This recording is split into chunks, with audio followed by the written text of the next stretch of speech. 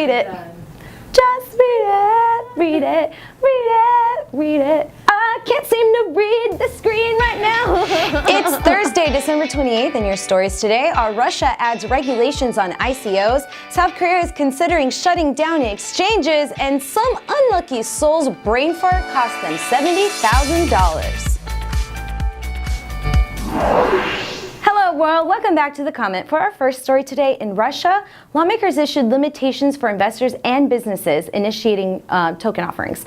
Today, it was revealed by Russian Finance Ministry that regulatory measures aimed at token offerings will put caps on what companies can raise via crowdfunding and limits on how much unqualified investors can invest. Deputy Finance Minister Alexei Moiseev wants to set a maximum of 1 billion rubles, which is approximately $17.3 million, to be raised through each ICO, specifying that unqualified investors will be able to invest a maximum of 50,000 rubles, or only about $864. Moiseev added that qualified investors can invest any amount of capital.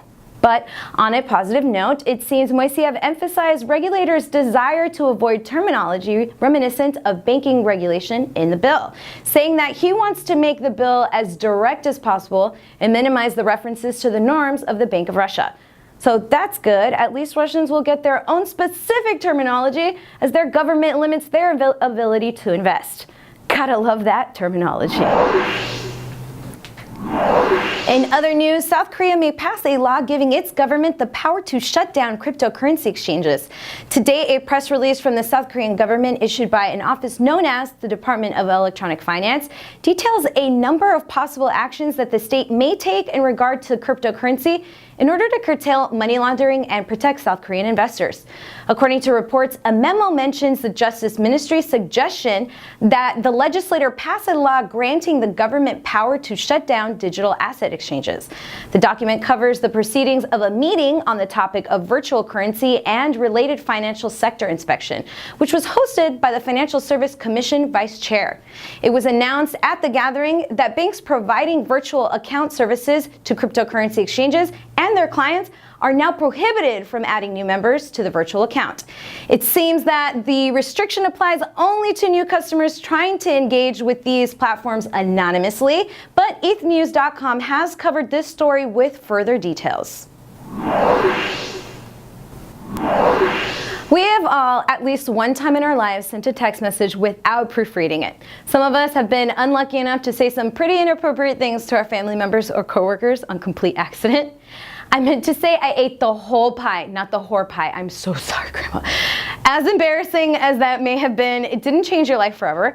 Well, one very unlucky and slightly careless cryptocurrency user relieved themselves of roughly $74,000 worth of Verge tokens.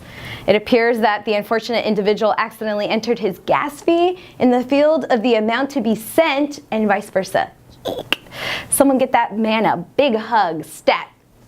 That's our comment for the day, but what do you think? Is the Russian government being fair to these so-called unqualified investors? And frankly, shouldn't anyone making money be considered a qualified investor anyway? Will the South Korean government restrictions on exchanges bring money laundering to a halt? And what's the worst case of fat fingers you've ever had? I love to hear your stories. Please tweet them at me. Have a great day, and don't forget to leave a comment.